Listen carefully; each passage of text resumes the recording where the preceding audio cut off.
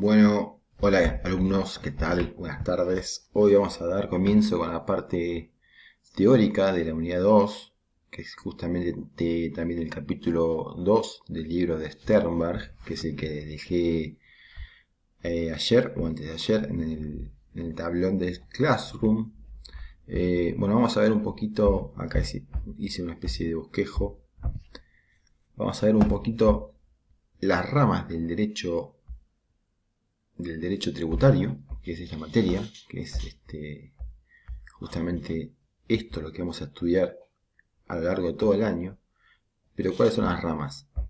El derecho básicamente se divide en dos grandes ramas, derecho privado y derecho público.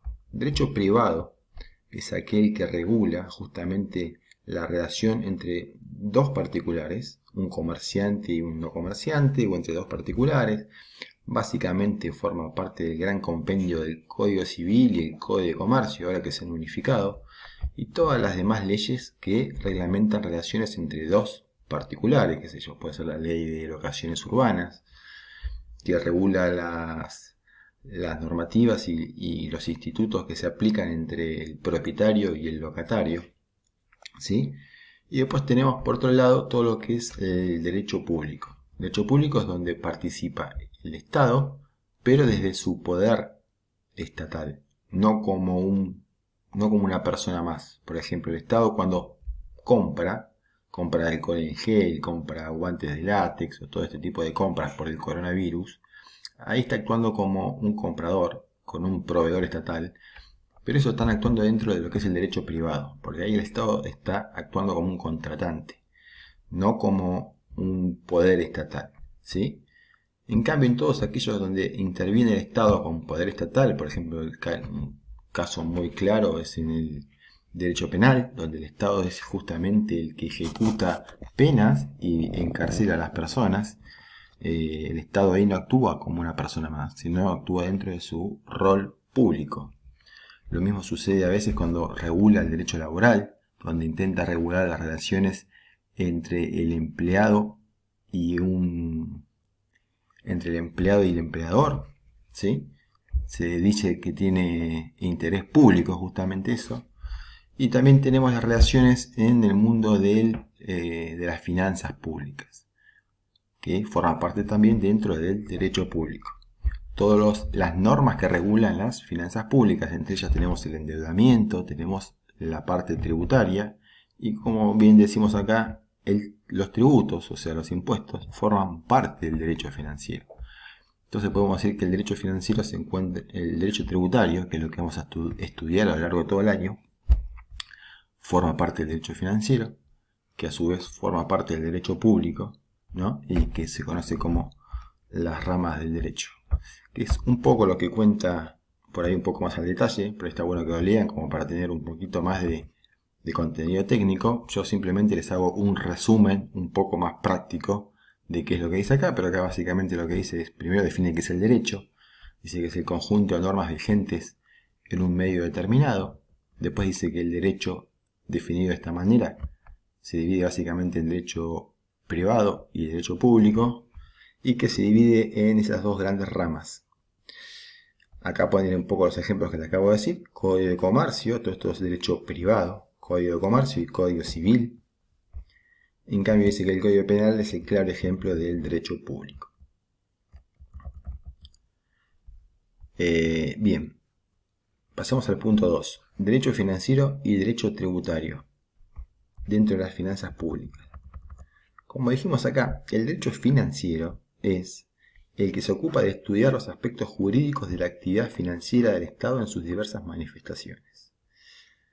El derecho financiero es el conjunto de normas jurídicas que regulan la actividad financiera del Estado en sus diversas manifestaciones, órganos que la ejercen, medios que se exterioriza, y contenido de las relaciones que genera. Esto básicamente es todo lo que tiene que ver con dinero del Estado, ¿sí? No solamente los tributos, sino con dinero en general, todo lo que tenga que ver con la actividad financiera. Acá también está la parte de los gastos del Estado, ¿sí? Cómo el Estado gasta, cómo forma el presupuesto, todo eso está dentro de la actividad financiera. Como bien dice acá, todo lo que es el endeudamiento. Ahora, dentro de toda esa gran gama de aspectos financieros del Estado, a nosotros lo que nos importa es solamente la parte de los tributos, de los impuestos.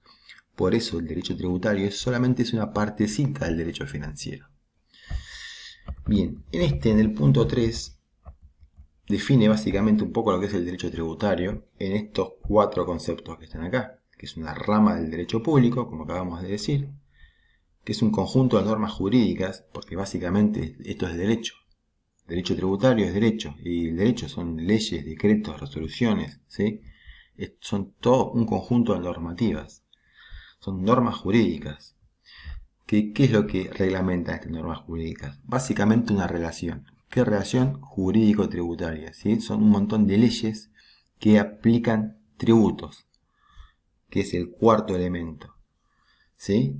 ¿Y cuál es la relación jurídica tributaria? Es el Estado, que es el sujeto activo, le pide a los sujetos pasivos que paguen un impuesto, ¿sí? Los obliga a pagar un tributo.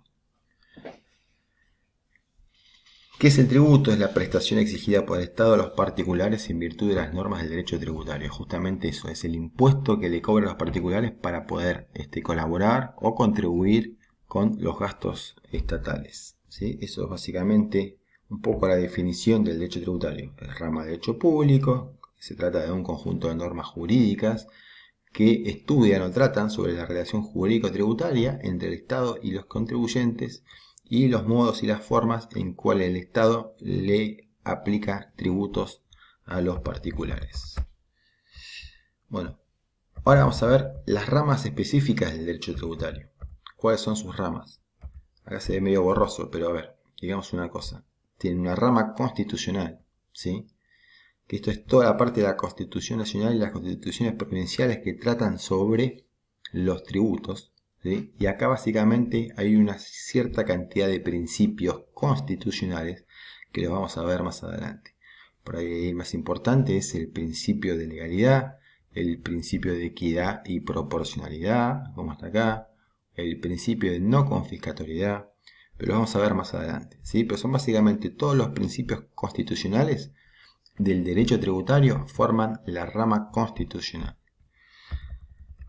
Después tenemos la rama sustantiva o material, que es el conjunto de leyes que se refieren propiamente a las obligaciones tributarias, ¿sí?